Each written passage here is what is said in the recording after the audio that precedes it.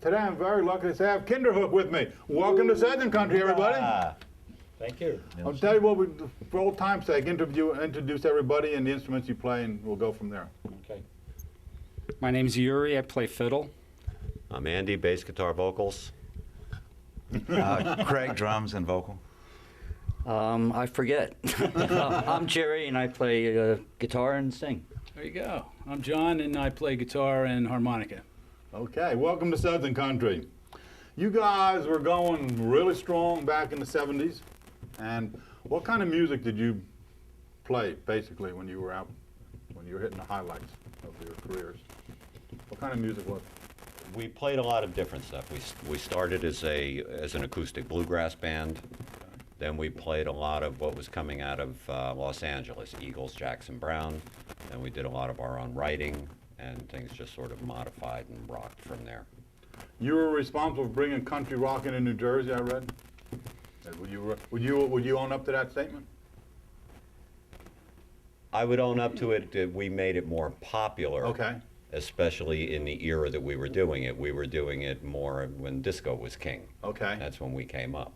Okay. So it was not an easy sell. But no, disco was pretty popular in those days. But we survived disco. What made Kinderhook different than any other rock band or country rock band in the area? What was so different about you guys? Because you guys were super popular. Now, what made you guys so different and so popular? I think we just fell into it. We were doing what we really liked and didn't realize that there really was such a niche for it, because people came out, they were hungry for it.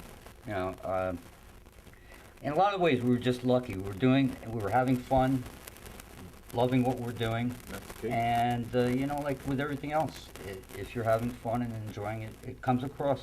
Right on.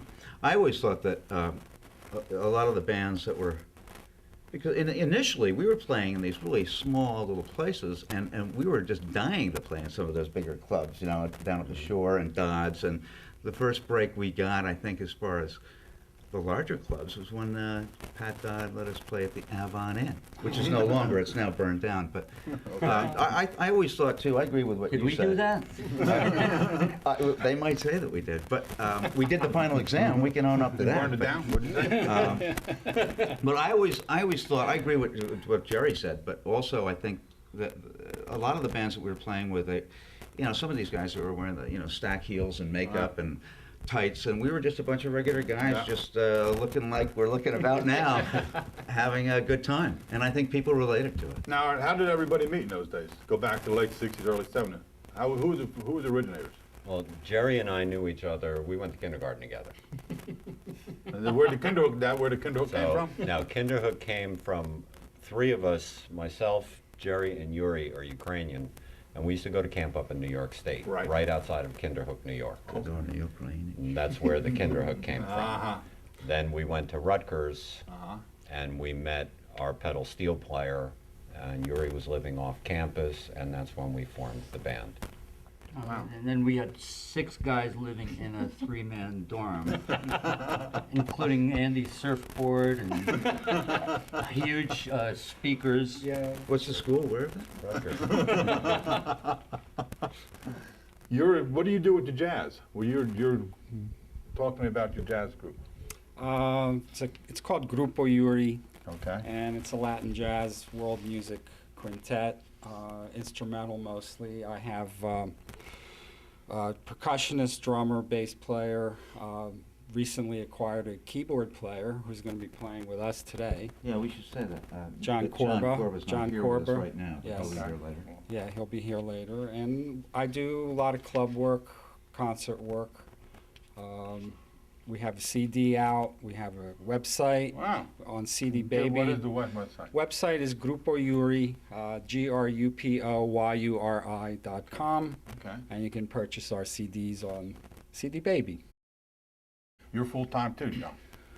Sort Pretty of much. trying, you know, it's a tough business right now. You know, just the economy's tough. So I diversified a bit more. But, you know, I do a number of things in the music field to try to keep things, you know, I do the performing thing, but I don't do that exclusively anymore. Thank you. You know, as I say, instructional stuff, and when I can do the TV stuff, that's. Jerry, what do you do? What's your I have the most what's your day job? exciting day job. I am an insurance broker. Somebody has to do it. That's an important job. You're not sometimes. leaving yet? Andy? I have a small construction company. I do renovation work. Oh, good. I'm in the telecom industry, You do computers? telecommunications. Who'd you open for in the old day? You opened for a lot of people. Many. A lot of people. Everybody from Conway Twitty Yeah. to the Burritos, Roger McGuinn, these guys, Poco. Riders, Right. Poco. Nitty gritty. Yeah, Yeah. Nitty Gritty and Pure Prairie League. League, Pure Prairie Jet. League, yeah. We play with Pure Prairie. Outlaw. David Bromberg, Outlaws was there. Ramblin' Jack, Outlaws. yeah, Yeah. on and Henry on. Paul. Molly Hatchet. That's right. That's right. Give me a memory, Yuri. What were one of the highlights of playing in the 10 years you played? A lot of beautiful women were out there. Yeah. Okay. Now that's enough wrong with that But memory. that's kidding aside. It was just wonderful opportunity to be able to play as much as we did, make a living from it. We had a manager, we had an agent, we had a road crew. It was just a great, And we had Blue Cross Blue Shield. And all the Maternity sound leave. guys and light guys. How far from Jersey did you guys actually play? How far did you travel? Maine to Maine, Nashville. Boston. Oh wow. Okay. Delaware. All Oh, yeah, yeah. and Yeah. colleges all in between. All and college. You were clubs big and- on the college scene Yeah. in those days. Yeah. What's your memory?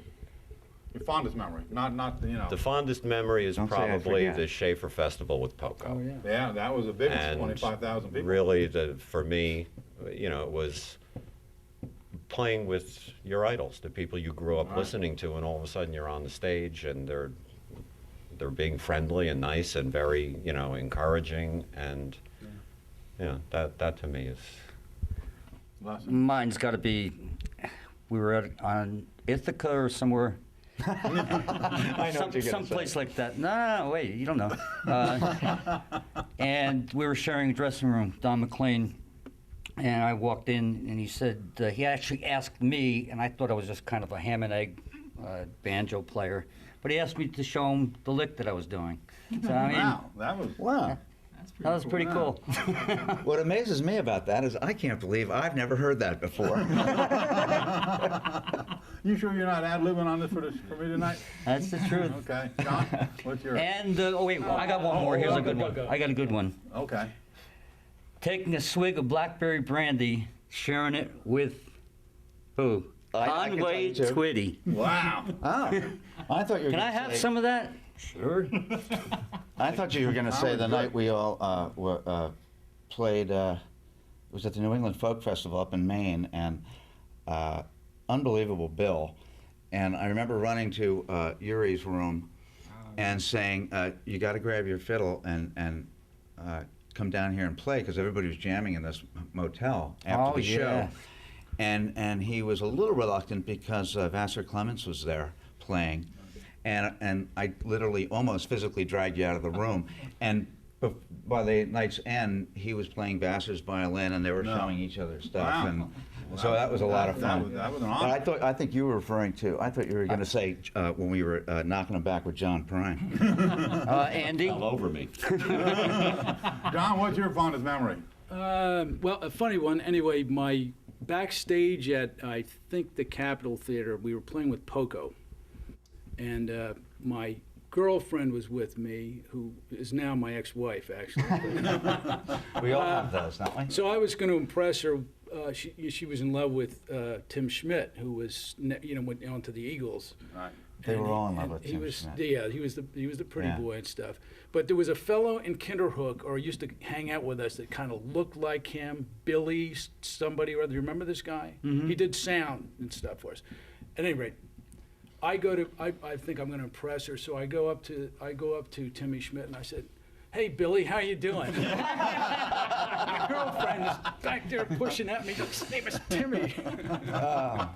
What web presence do you guys have now? Do you have a? Oh yeah, we have a website. Go ahead. It's called Kinderhook, kinderhook.me, M-E.